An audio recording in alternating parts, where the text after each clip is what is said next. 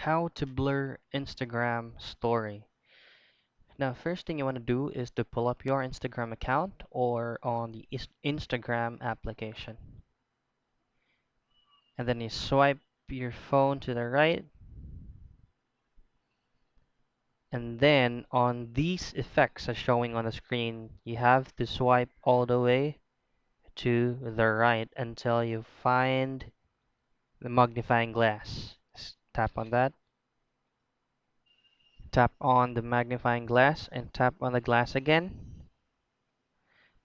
And I'll just have to key in is blur. Now there are tons and tons of effects on how would you like the photo to be blurred. So these are the effects that you can try on how strong the blur is you want. So that's how you blur your Instagram story.